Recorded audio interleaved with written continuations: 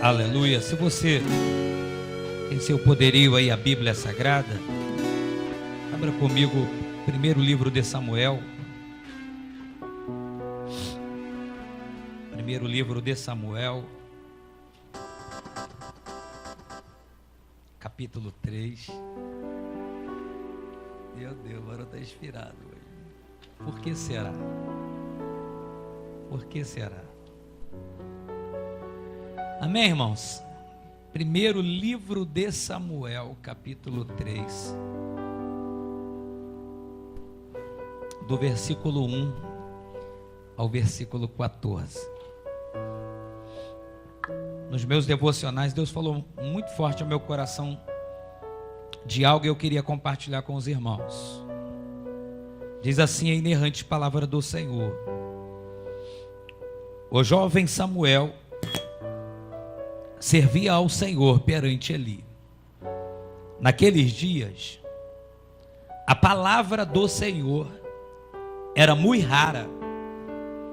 As visões não eram frequentes. Certo dia,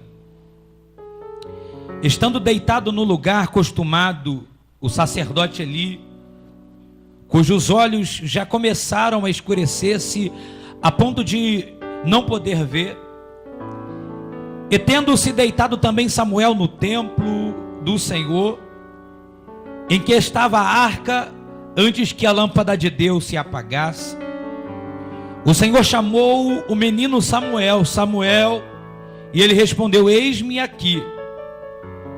Correu a Eli e disse: eis-me aqui, pois tu me chamastes. Mas ele disse: não te chamei, torna a deitar-te. E ele se foi e se deitou. Tornou o Senhor a chamar Samuel. Este se levantou e foi a Eli e disse: eis-me aqui, pois tu me chamastes. Mas ele disse: não te chamei, meu filho, torna a deitar-te. Porém Samuel ainda não conhecia o Senhor, e ainda não tinha sido manifestada a palavra do Senhor. O Senhor, pois, tornou a chamar Samuel pela terceira vez, e esse se levantou e foi a Eli e disse: eis-me aqui, pois tu me chamaste. Então entendeu Eli que era o Senhor quem chamava o jovem. E por isso Eli disse a Samuel: vai a deitar-te, e se alguém te chamar, dirás: fala, Senhor, porque o teu servo ouve. E foi Samuel para o seu lugar e se deitou. Então veio o Senhor e ali esteve e chamou das outras vezes: Samuel, Samuel. E ele respondeu: fala, porque o teu servo ouve. Disse o Senhor a Samuel: eis que vou fazer uma coisa em Israel, a qual todo o que ouvir lhe tinirão ambos os ouvidos. Naquele dia suscitarei contra Eli tudo quanto tenho falado com respeito à sua casa. Começarei e cumprirei, porque já que disse que julgarei a sua casa para sempre, pela iniquidade que ele bem conhecia, porque seus filhos se fizeram execráveis e ele não os repreendeu. Portanto, jurei a casa de Eli que nunca lhe será expiada a iniquidade, nem com sacrifício e nem com oferta de manjares. Coloque a Bíblia ao lado, segure na mão dessa pessoa que está do seu lado. Vamos orar ao Senhor. Pai, em nome de Jesus, Senhor, bem sabemos, Deus, que a oração, ela tem sido o combustível do crente, Senhor. Quanto mais oração, mais poder. Quanto mais oração, mais graça. Quanto mais oração, mais misericórdia. Quanto mais oração, mais benevolência. Quanto mais oração, mais, ó Deus, nos tornamos sensíveis. Quanto mais oração, mais barulho de glória. Quanto mais oração, mais barulho de aleluia. Quanto mais oração, mais vento impetuoso do Espírito. Quanto mais oração, Senhor, mais avivamento no meio da tua igreja. Quanto mais oração, Senhor, batismo com o Espírito Santo. Quanto mais oração, Pai, pessoas sendo libertas. Quanto mais oração, pessoas recebendo curas interiores. Pai, no nome de Jesus, nos dê, Senhor, ousadia e intrepidez da tua inerrante palavra. É o que eu te peço, Deus, e te agradeço no nome de Jesus. E se você pode, querido, se assente aplaudindo e adorando e glorificando ao nosso Deus. Aleluia. Glória a Jesus. Amém, irmãos? O livro de 1 Samuel é um livro bem especial. Ele é tão especial que muitos dos pregadores utilizam esse livro muito para esboçar as suas linhas de pensamento. Particularmente já preguei bastante sobre o livro de Samuel. Recentemente mesmo, no próprio capítulo 3, pregando sobre a lâmpada de Deus não pode se apagar.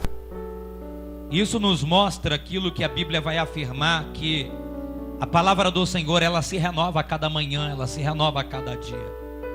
Tanto que não vou aqui me prender sobre características ou formas de nós não deixarmos a lâmpada de Deus se apagar. Mas eu queria pregar e trazer ao teu coração um arder como ardeu no meu coração sobre o seguinte tema: ouvir Deus falar. Porque a nossa vida, ela tem sido cercada por uma forma bem acelerada. Diante do próprio relato aqui que nós ouvimos nessa noite do servo de Deus, diácono Jailson, uma correria para cá, uma correria para lá.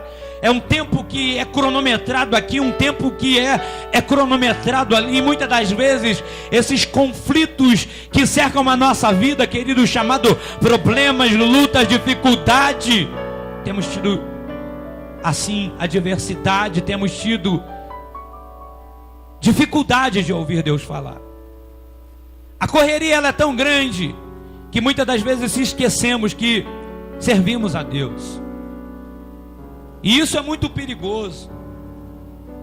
Isso é muito perigoso porque um belo dia nós aceitamos a Jesus como Senhor e Salvador, e a nossa vida, ela foi alcançada pela graça de Deus, pela misericórdia de Deus, e o nosso coração, ele batia de uma maneira diferente, ele batia mais forte, ele ardia, sentíamos vontade de chorar. Só que o tempo vai passando, e aquele ditado com o qual muitas das vezes ouvimos, ou até usamos e falamos dizendo, estamos no primeiro amor, e o primeiro amor, sem que venhamos a perceber, ele vai se esfriando, e vai se esfriando.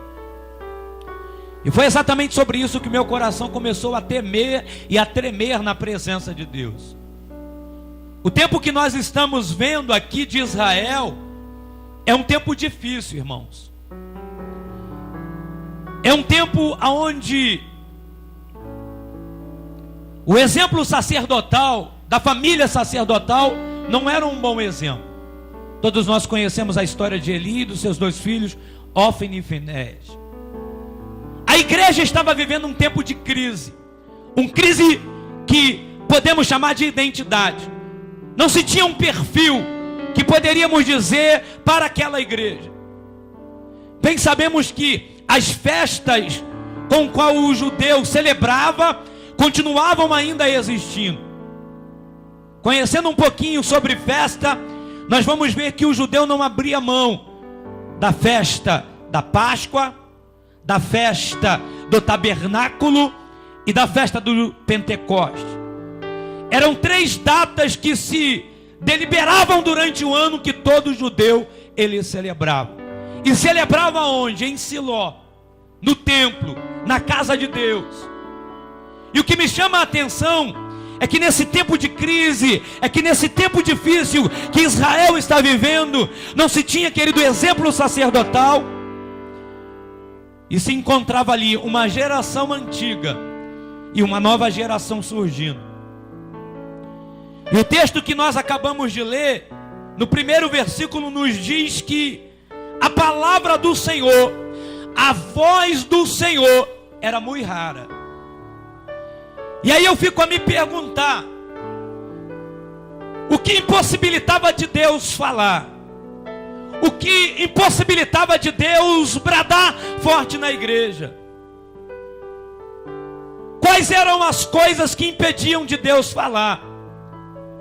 E aí a gente vai ver a história de Eli, a história de Ofni e de Finéias. Nós vamos ver que aquelas pessoas estavam praticando o ato da religiosidade. É preciso a gente tentar separar a maneira clara de se entender sobre religião e religiosidade. Religião é religar o homem a Deus. Religiosidade é fazer o ato de repetição. E sei que nós possamos perceber isso, vai nos acompanhando no nosso dia a dia. A gente vem os cultos de quarta, a gente participa dos cultos de sexta, participamos da escola bíblica dominical, participamos, querido, do culto de domingo, e nós vamos vivendo um ato religioso, um ato contínuo. E Deus quer falar, e nós nos tornamos insensíveis à voz de Deus. E aí eu começo a me perguntar, para eu ouvir Deus falar, o que eu preciso? O que eu preciso para ouvir Deus falar? Primeiro, a gente precisa se entregar. Porque diferentemente do adversário, diferentemente do diabo, o diabo não precisa que você se entregue totalmente a ele. Ele precisa que eu e você possamos somente dar uma brecha, e é o suficiente para ele entrar e fazer uma grande ruína. Diferente do que o Senhor, Ele vai ministrar na nossa vida. Ele diz: eis que estou à porta e bato. Se abrir, eu entrarei e farei morada, habitação, cearei contigo. É preciso a gente se entregar. O grande problema é que muitas das vezes a gente se entrega 10%. A gente se entrega 20%. A gente se entrega 30%. Só que quando nós vamos ler os ícones da Bíblia, eles vão se entregar 100%. É que quando Ana vai fazer um voto com o Senhor, ela vai fazer um voto com o Senhor, mas ela vai cumprir aquele voto, porque a vida de Ana é um ato de 100%. O que precisamos, querido, nesta noite, é fazer uma avaliação, e logicamente que isso é uma avaliação individual. Eu não posso fazer uma avaliação pela minha esposa, eu não posso fazer uma avaliação pelo meu filho. Eu preciso fazer uma avaliação minha, pessoal, de como eu, quando adentro num culto como esse, tenho me entregado para o Senhor. Eu preciso avaliar como a minha entrega, ela tem sido dada. E aí, o que eu preciso para ouvir Deus falar? Eu preciso me entregar, e eu preciso ser sensível. Pela manhã desse dia falamos muito sobre sensibilidade. Falamos de maneira clara com que Deus fala, com que Deus age. E existiam algumas formas de Deus falar no meio do povo. A Bíblia vai dizer, querido, que o profeta Elias estava acostumado a ouvir Deus falar através de trovões. A Bíblia vai ser clara quando ele tinha experiência de ouvir Deus falar através de terremotos. Uma das experiências que Elias teve, querido, foi ver Deus falar através do fogo, de sobrenatural. E às vezes, querido, nós adentramos num culto como esse e esperamos que Deus possa usar um vaso, possa usar uma pessoa, um servo, uma serva, um profeta, que venha rodopiando, dizendo: eis que falo contigo, meu servo. Criamos formas, e por aquelas formas não serem tão claras e reais, nós saímos de um culto como esse dizendo: Deus, Ele não falou comigo hoje. E Elias estava dentro de uma cova tendo esse pensamento.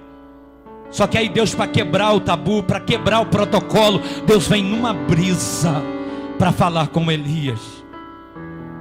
É como, querido, nós estamos aqui e Deus pode usar quem Ele desejar. Já ter usado o grupo de louvor, ter usado aqui os instrumentistas, ter usado aqui os irmãos na oportunidade. Querido, nós precisamos entender uma coisa: quando colocamos a planta dos nossos pés dentro de uma casa de oração, nós precisamos entender que Deus, Ele vai falar, independente do tempo, independente da hora. Nós vamos sair daqui ouvindo Deus falar, independente daquela pessoa que Ele venha usar. Mas o importante é saber que Ele vai usar. Porque quando nós temos esse pensamento, nós quebramos protocolos, quebramos regras. E Deus vai falar com Elias através de uma brisa, mudando tudo, mudando todo o curso, irmãos. Deus pode usar uma pessoa nessa noite vindo rodopiando e parar na sua frente e te entregar uma visão, uma revelação. Pode, porque Ele é Deus, Ele é soberano, Ele está no controle. Mas isso não é uma regra para Ele falar com você. O que precisamos entender é que Deus fala. E para que isso seja real, a gente precisa se entregar e a gente precisa estar sensível à voz dEle. É como nós colocarmos a planta dos nossos pés e falarmos: Senhor, hoje Tu tens um mistério para ser revelado aqui na minha vida. Senhor, me dá a sensibilidade para que eu possa entender o que o Senhor quer com a minha vida. O que eu preciso fazer para ouvir Deus falar é ser submisso diante das coisas que Ele coloca sobre nós. Ser submisso, irmãos. Porque quem está no controle, quem está no comando, quem está na dirigência, ele está na visão daquilo que Deus está falando. E aí muitas das vezes a pessoa fala assim: pô, mas não levanta a mão não. Levantar a mão para quê? Vou falar isso para quê? É melhor, querido, obedecer do que sacrificar. Porque de repente a tua vitória está naquele momento delegado para você levantar a mão, liberar a palavra de vitória, profetizar. Porque a gente vai parar para ler a Bíblia, se a gente não tiver fé, é uma coisa meio louca. Tente imaginar, querido, o profeta Ezequiel sendo levado no vale dos ossos secos. Em espírito, Deus leva Ezequiel no vale dos ossos secos. E aí Deus fala para Ezequiel: o que tu vês? Ezequiel diz: ossos sequíssimos. Pode esses ossos reviver? E aí o profeta vai dizer: tu sabes, Senhor. Ou seja, tu estás no controle. É o Senhor quem manda, é o Senhor que opera, é o Senhor que libera a palavra. E aí o Senhor diz: libera a palavra, profetiza.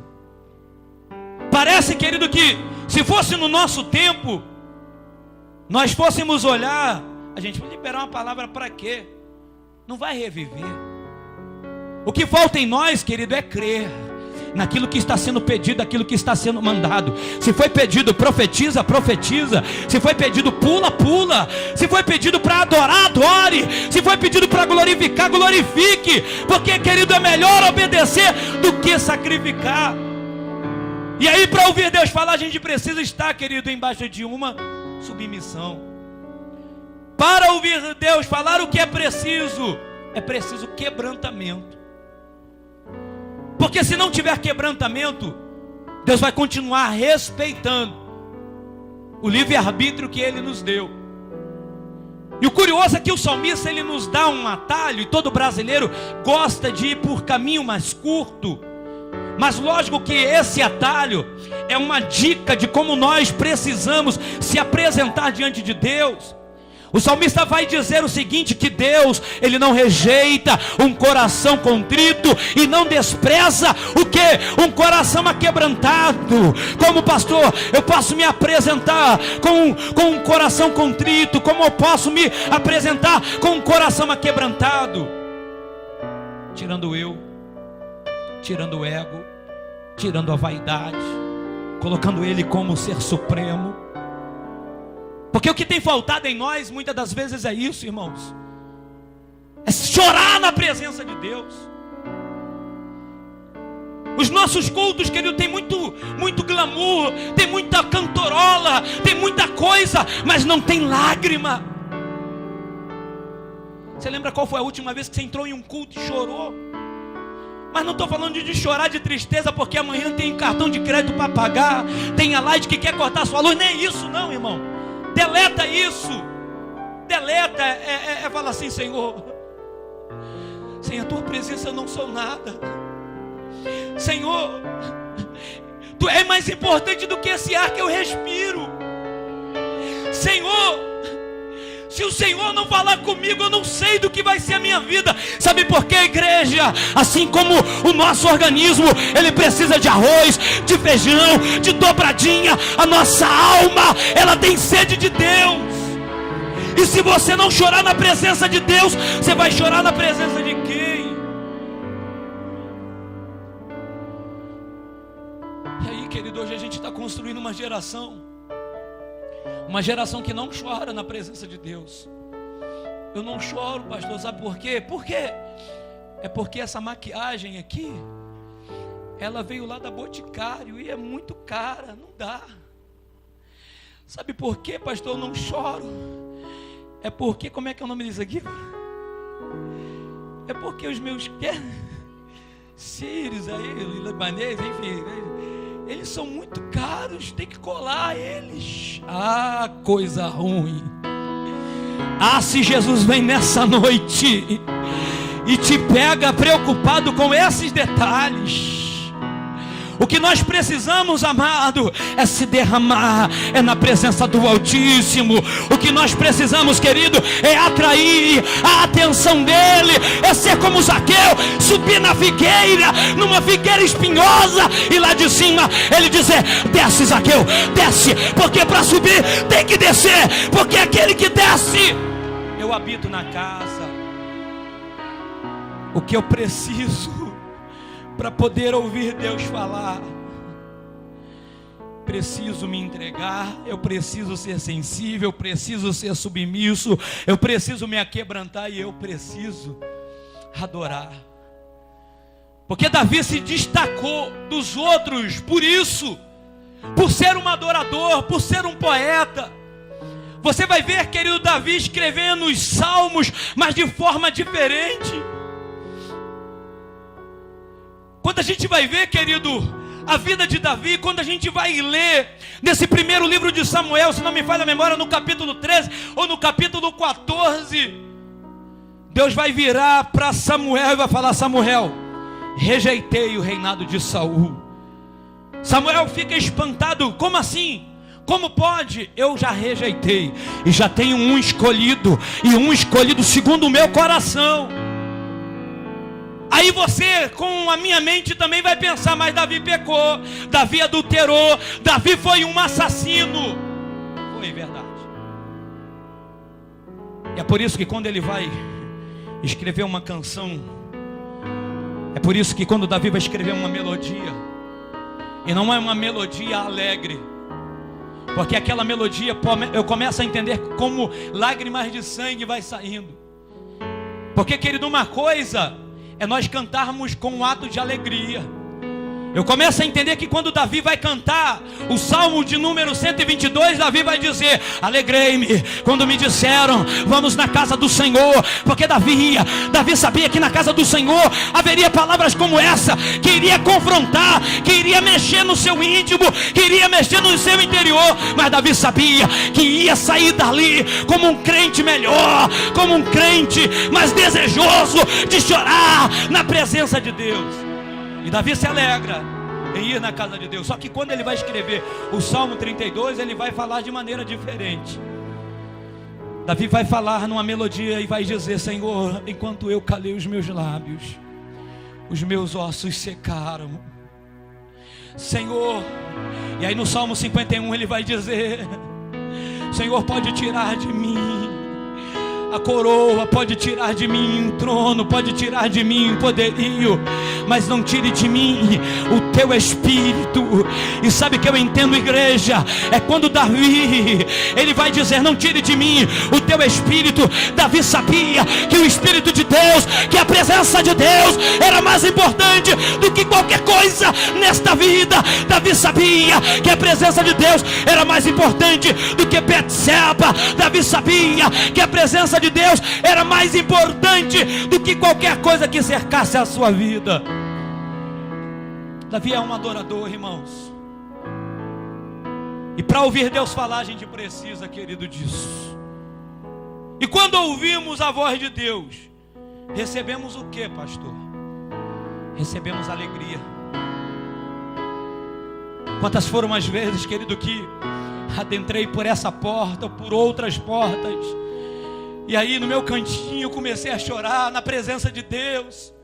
Entrei triste, e Deus foi falando assim: eu sou contigo, eu te levanto, eu te sustento, eu te renovo, eu vou fazer de você um instrumento na minha presença. Quem pode adorar a Deus? Quem pode adorar a Deus? Quem pode adorar a Deus? Eu costumo dizer, querido, que às vezes a gente entra num culto como esse, cantando a música da Bruna Carla. Qual, pastor? Estou sentindo minhas forças indo embora, mas tua presença se renova nesta hora. E aí, querido, quando termina o culto, a gente já muda a canção. E qual canção que a gente canta? A da Jamile. Campeão, vencedor, Deus dá asas. Porque o crente, quando ele está ligado, ele recebe a palavra, ele ouve a voz de Deus, ele se alegra. E é por isso que Davi vai dizer: a alegria do Senhor é a minha, é a sua força.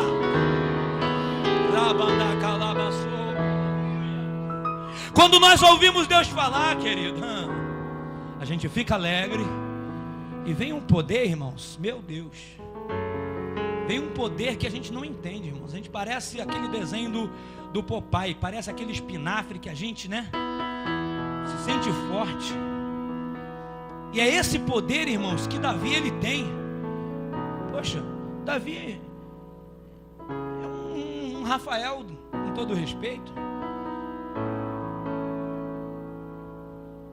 E Golias, irmãos, pena que o irmão não está aqui, senão a gente poderia até fazer um cenário aqui. É como se fosse o diácono Edson. Tenta aí, irmãos, imaginar a cena. Davi e Golias. A força de Davi, querido, não estava aqui. A força de Davi estava aqui. A força de Davi não estava aqui. A força de Davi estava aqui. Porque Davi tinha intimidade. Porque Davi, querido, era uma pessoa que, quando estava com Deus, ele sabia que o poder vinha sobre a sua vida. Quando nós, querido, ouvimos Deus falar, quando Deus fala conosco, parece que a gente se sente, querido, eu sei que ele não anda em muita fama, parece que a gente se sente um Anderson Silva da vida. Parece que a gente se sente, querido, um super-herói. Quando a gente ouve Deus falar, a gente sente temor em nossas vidas. A gente sente um temor tão grande. E quando eu estou falando de temor, eu não estou falando de ter medo. Eu estou falando de ter respeito, de valorizar aquilo que Ele tem feito, aquilo que Ele tem ministrado. Eu me lembro que quando uma vez eu fui batizado e selado com o Espírito Santo, eu saí dali, querido, com uma alegria tão grande, valorizando aquilo de uma maneira tão poderosa, que eu nunca mais queria perder.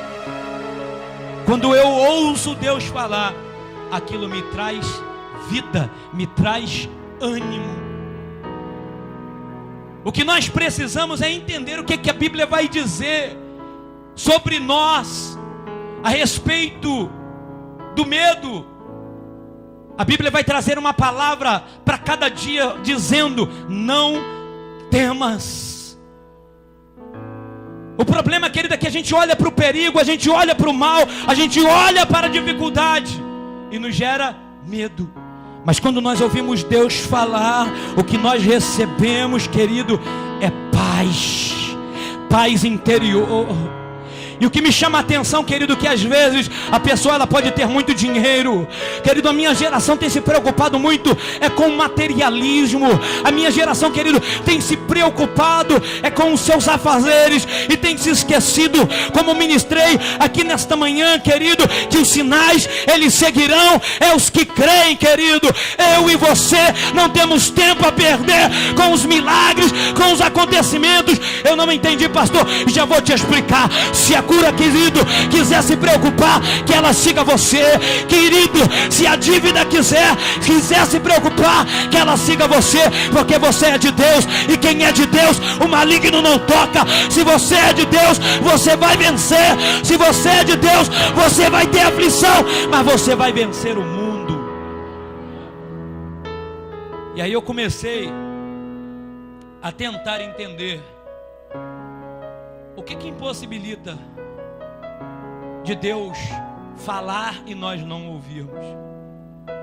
Primeiro, olhando a geração de Eli e tentando imaginar uma geração que vai suceder a geração de Eli, que é a geração de Samuel, eu vou entender, querido, que eu preciso me preocupar que o cargo ou o tempo de igreja não podem me impossibilitar de ouvir Deus falar. O cargo e o tempo de igreja é o que tem assim dificultado Deus falar no meio da igreja. Deus tem chamado pessoas, irmãos, para o ministério. Deus tem chamado pessoas, querido, para fazer a sua obra. Mas o grande problema é que nós começamos bem e terminamos mal. O que me chama a atenção é que quando Paulo vai falar a respeito de caminhada, ele vai falar: combati o bom combate, terminei a minha carreira, mas guardei a minha fé. O que tem me chamado a atenção, querido, é que muitas pessoas começam muito bem. E numa maratona, querido, não adianta começar bem, é preciso terminar. Na maratona eles têm uma peça chamada coelho. O que é o coelho? É aquela pessoa que é contratada para ele disparar. É estratégico. Aquele corredor, ele é contratado para ele correr o mais rápido que ele puder. E qual é o intuito? É fazer com que todos os corredores possam seguir a ele. Só que no céu não tem isso não, irmãos. Não adianta você ser muito rápido. Você tem que manter o ritmo. Você tem que manter a passada. Você tem que manter o teu condicionamento. Não adianta, querido, hoje eu pregar e amanhã tá lá fora necessitando. O que eu preciso, querido, é entender que Deus fala, que Deus opera e que eu preciso ouvir. E hoje, querido, o cargo e o tempo de igreja tem atrapalhado. Quem é você? Você começou agora e já quer sentar na janela? No reino de Deus não tem isso não, irmãos. No reino de Deus, querido, tem servos. No reino de Deus, querido, tem obreiros. No reino de Deus, querido, tem aquelas pessoas que tem o nome inscrito no livro da vida. No reino de Deus, querido, não tem cargo eclesiástico, não tem carteirinha, não tem, querido, forma de e remido.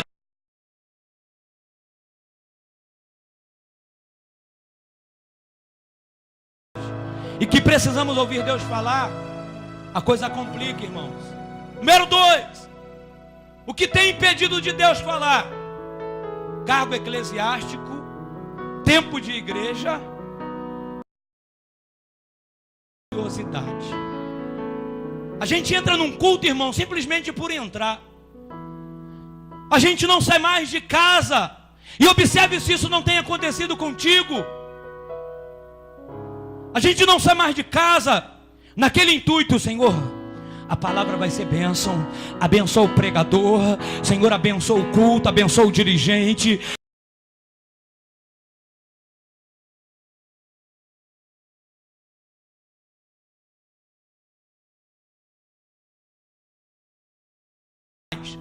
a antes. É você vivenciar. É você estar lavando lá a sua louça, arrumando a sua casa e falar: Senhor, hoje eu vou ser renovado com a tua presença. E o que é o culto durante? É esse momento. É recebendo, é tomando posse tudo aquilo que está sendo tratado e ministrado. E o que é o culto depois? Porque não adianta, querido, você se preparar antes, se preparar durante, e depois você perder a sua vitória, perder o seu foco e perder a sua bênção. Não, querido, o que Deus está fazendo, o que Deus está tratando conosco, é nos ensinando, querido, que precisamos cultuar Ele antes, precisamos cultuar Ele durante, e precisamos continuar cultuando Ele depois, levando a glória de Deus e a presença de Deus para a nossa casa. O problema, irmãos, é que nós estamos sendo Elis, Ófine e Finéias. Estamos na casa de Deus, no altar de Deus, mas não estamos valorizando aquilo que Deus está fazendo. Terceiro lugar, o que tem impossibilitado de Deus falar? Falta de comunhão, irmãos. Falta de comunhão tem sido uma das coisas mais terríveis que tem adentrado dentro da casa do Senhor, da igreja. A gente não tem mais comunhão. A gente tem comunhão com o ímpio, mas a gente não tem comunhão com o de dentro. Fica até complicado na hora que o irmão fala assim: dá a mão ao seu irmão, dá um abraço no seu irmão, dá uma olhada no olho dele azul aí. Meu Deus. É um olhando para um lado, outro olhando para o outro, liberando a palavra, mas não consegue, irmãos. Bom é quando a gente consegue olhar mesmo no olho da pessoa. Bom, querido, é quando nós podemos dizer: temos comunhão. Será que nessa noite a pessoa que está do seu lado, você tem comunhão com ela? Será que você tem comunhão de liberar a palavra para ela? Hoje a igreja ela tem se deparado com isso, irmãos. Eu costumo dizer que quando Paulo ele vai dizer ao povo romano que a minha alegria tem que estar na sua alegria e que a minha tristeza tem que estar na sua tristeza, há uma inversão de valores, irmão. Eu vejo os irmãos vencendo, eu fico triste. Eu vejo os irmãos perdendo, eu fico alegre. Eu me alegro, irmão, de todo o meu coração, de toda a minha alma, vendo pessoas conseguirem alcançar os seus sonhos, seus objetivos. Se eu puder, querido, eu faço o que for preciso para ver a pessoa conquistar o seu sonho. Mesmo que o seu sonho seja o mais simples possível, é o seu sonho, vamos trabalhar juntos, vamos conquistar juntos. Está aí os irmãozinhos fazendo um curso de instrumento. Começaram todo mundo na bateria, 3 bateristas, irmão, vai imaginando aí o mistério. No meio da primeira aula, eles ficaram meio enrolados lá e falaram: não, eu quero fazer um baixo, quero fazer uma guitarra, quero fazer uma bateria. Daqui a pouco mudou de novo. Eu só olhei para eles e falei assim: vocês estão felizes com o que vocês querem? É tudo que nós queremos. Então, se é tudo que vocês querem, passou a ser também tudo que eu quero, porque a minha alegria é ver a sua alegria. O problema, irmãos, é que a gente vai vivendo no individualismo. Primeiro eu, segundo eu, terceiro eu, quarto eu, quinto eu, sexto eu. E isso, querido, tem atrapalhado o agir de Deus. E sabe, querido, o que eu vejo? É quando, querido, começa a cantar o hino de louvor, começa, querido, a ter adoração, um segura na mão do outro e começa a pular e começa a saltar. Sabe o que é isso, querido? É comunhão. O que tem faltado em nós é comunhão, irmãos.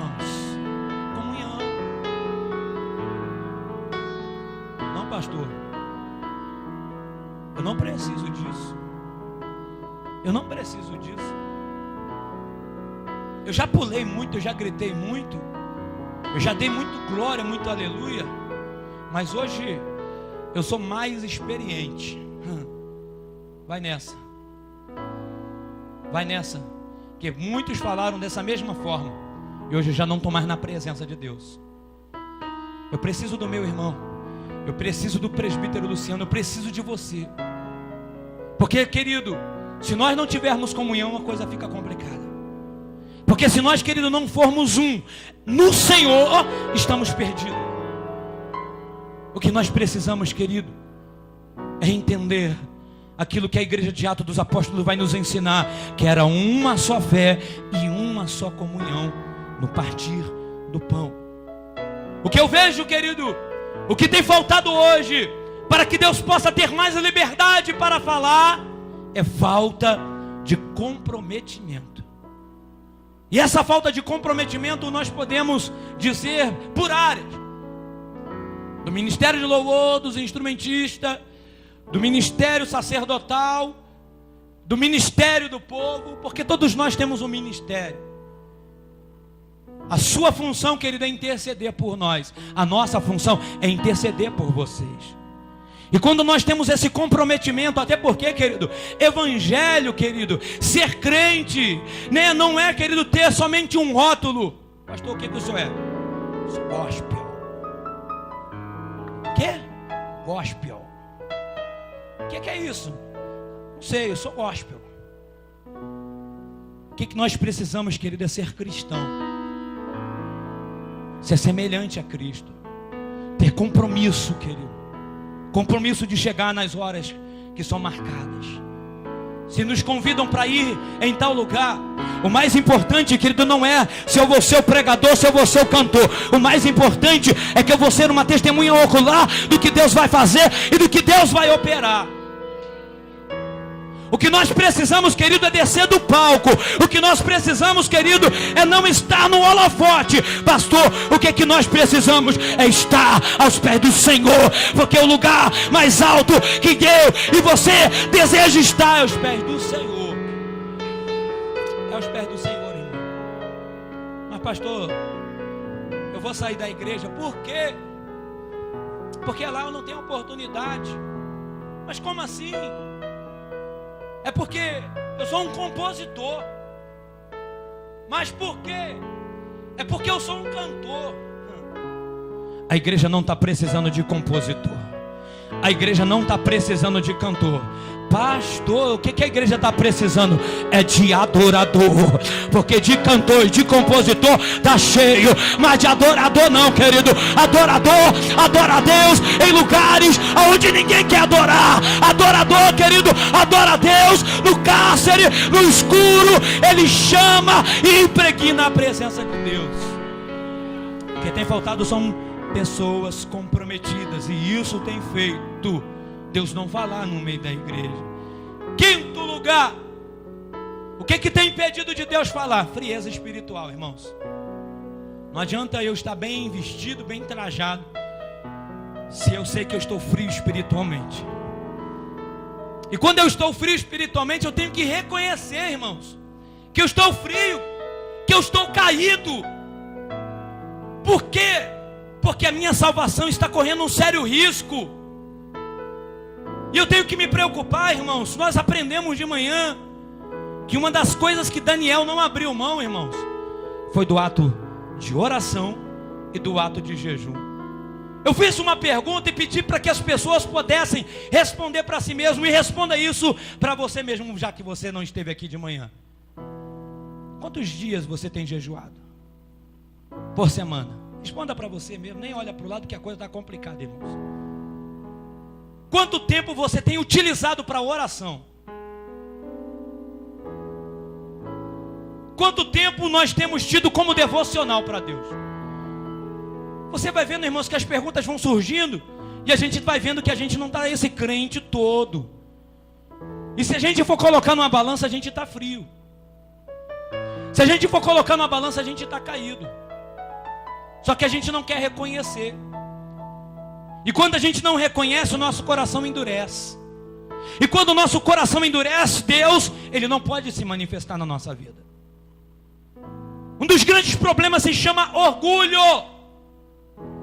Um dos grandes câncer que tem entrado na igreja se chama orgulho.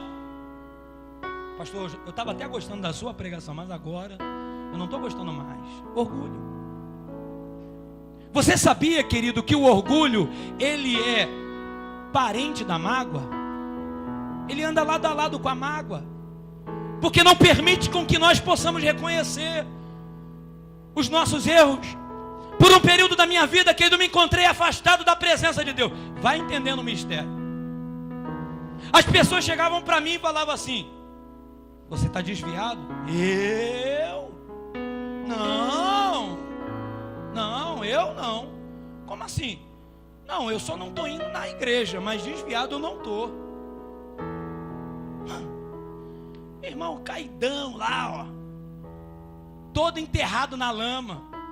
Mas ó, nariz empinado. Nariz empinado. E quando a pessoa saía, eu falava assim: Senhor, para quem eu era e para quem eu sou, estou todo moído. Na frente das pessoas eu mantinha uma pose. E detalhe, eu não vivia na prática deliberada do pecado. Mas eu não tinha força, irmãos.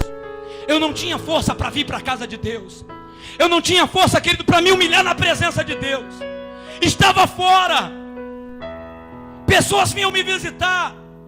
Pessoas vinham me chamar e me convidar. E eu falava: não, eu não. O grande problema, querido, da pessoa que está fria espiritualmente é que ela não quer reconhecer. É só você fazer uma avaliação da sua vida há 5 anos atrás e avaliar como é que ela está hoje. Aí você vai ver se você está de pé ou se você está caído.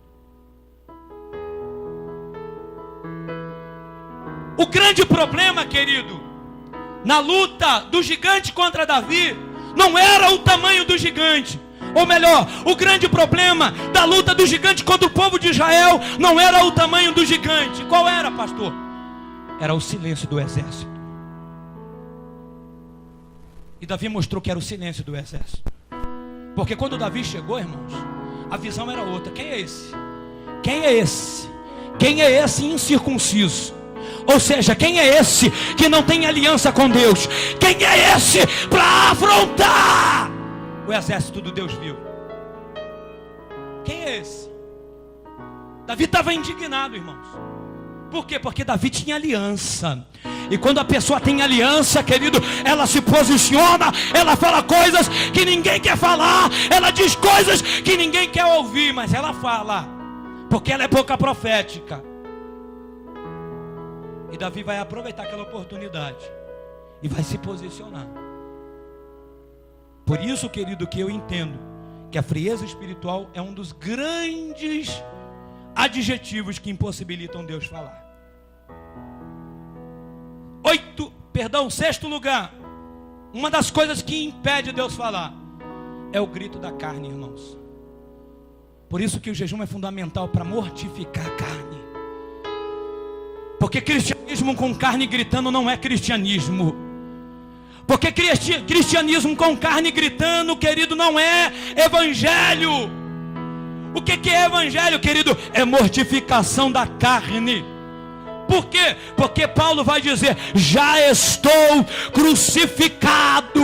E se estou crucificado, não vivo mais eu, mas Cristo viva em mim. Mas como é que Cristo vai viver em você? Se a menininha passa e você vai falando: está amarrado, está amarrado, está amarrado. Está é solto. Está amarrado coisa nenhuma. Está é solto. Como é que você está crucificado e vem aquele blog lá no teu computador de uma proposta indecente, ao invés de você clicar em fechar, você clica em abrir? Como é que você está crucificado e aí o Luan vem falar assim para mim: pastor, só está sabendo da nova? Qual? O Alexander. Diga. Pastor, fala que o teu servo ouve. Como pode? Eu estou crucificado. Pastor, só está sabendo da nova? Nem da nova e nem da velha. O que eu estou sabendo é que Jesus Cristo está vindo a habitar a sua igreja. E precisamos vigiar, vigiar e vigiar. Porque não sabemos nem o dia nem a hora que Ele vai vir, igreja. E pode ser, querido, que Ele esteja vindo no momento que estejamos falando mal do nosso irmão. Pode ser que Ele esteja vindo no momento que você esteja falando mal do seu pastor, do seu pregador, E isso é muito sério, porque a carne está gritando. O problema, querido, é que às vezes a gente parece mais estar numa churrascaria do que estar num culto evangélico. Porque, querido, os valores estão sendo o que? Invertidos. Porque os princípios estão sendo o que? Abandonados.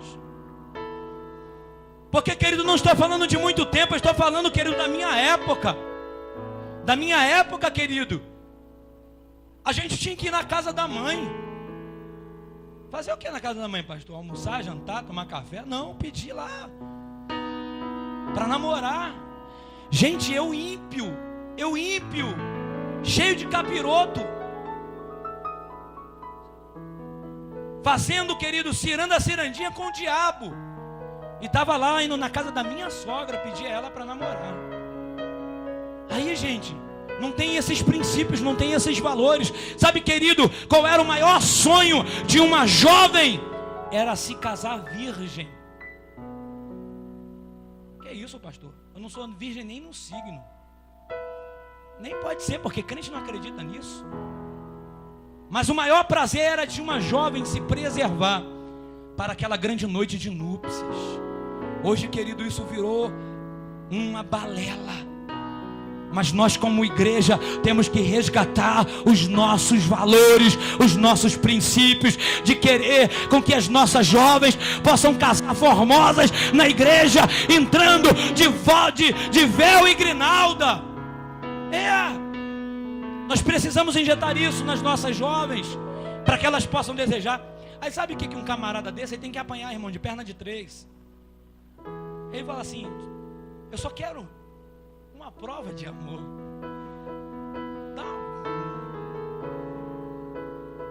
Dá um queima nele, Jesus. Pode trazer que eu assino. Não tem prova de amor. A maior prova de amor é você se casar íntegra. É você se casar, querido, conquistando o teu sonho, os teus propósitos.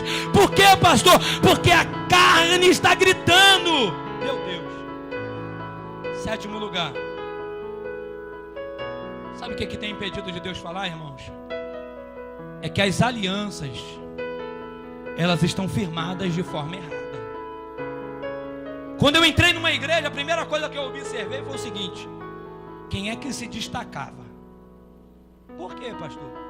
Porque eu sabia que aquele que estava se destacando ia me ajudar, ia me dar uma palavra de vitória, uma palavra de ânimo. Quando eu comecei a ver, querido, porque nós como homens, como seres humanos, lógico, nosso foco é Jesus, e nós temos que firmar a nossa vida em Jesus, mas nós temos que ter referência, e aquelas pessoas para mim se tornaram referências. Eu me uni a elas, eu fiz alianças com elas, e eu cresci. Mas pastor, e as pessoas que caíram? Eu mudei os meus focos. Eu mudei as pessoas com qual eu busquei como alvo, para que eu pudesse chegar o mais próximo delas. 8º lugar. Eu queria que você pudesse se colocar de pé. O que tem impedido Deus falar é que o pecado está impregnado no meio da igreja, e Deus não pode falar no meio do pecado. Deus ama o pecador, mas abomina o pecado. O que me chama a atenção é que a história de Ofni e Finéias é uma história muito triste, irmãos. É uma história que ela tem uma exclusão total no mesmo dia. Estavam os 2 filhos de Eli, Ofni e Finéias, no campo de batalha lutando, e eles morrem lutando. A notícia chega e Eli está assentado numa cadeira, se balançando. Ele ouve os gritos, as agitações, e diz: o que está acontecendo? E aí, quando a notícia chega, ele cai da cadeira, quebra o pescoço e também morre. O que eu quero, querido, nessa noite não é trazer uma palavra dura ao teu coração.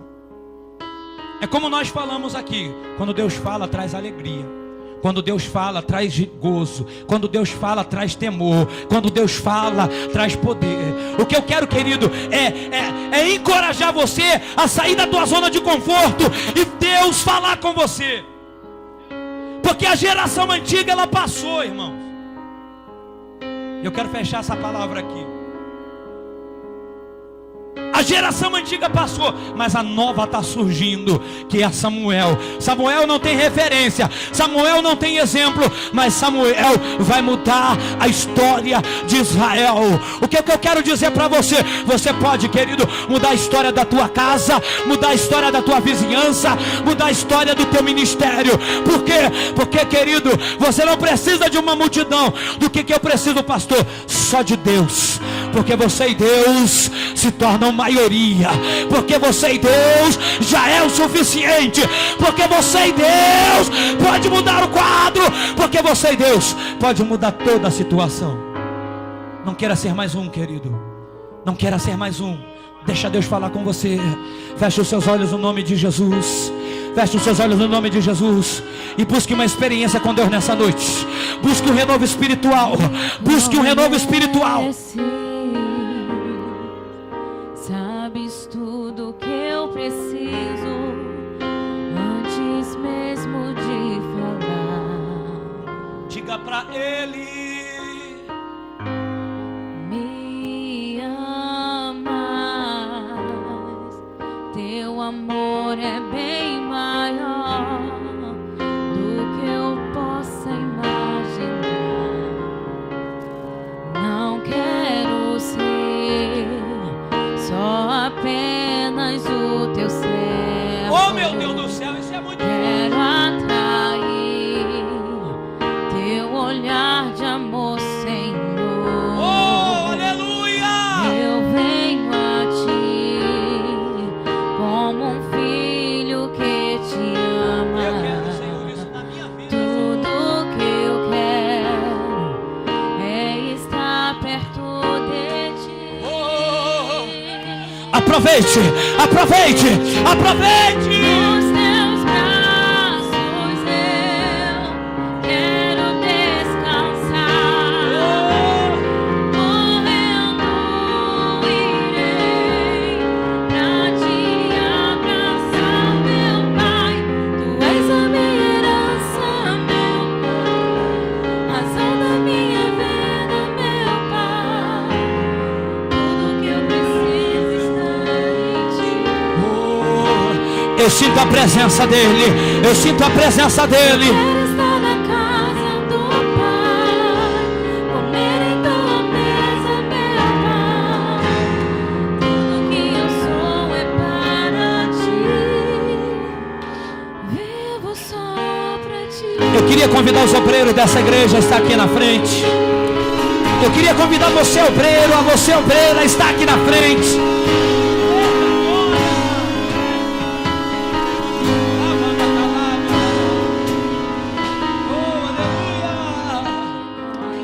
Eu queria convidar você, igreja, que está precisando ouvir a voz de Deus, que está precisando de um renovo espiritual.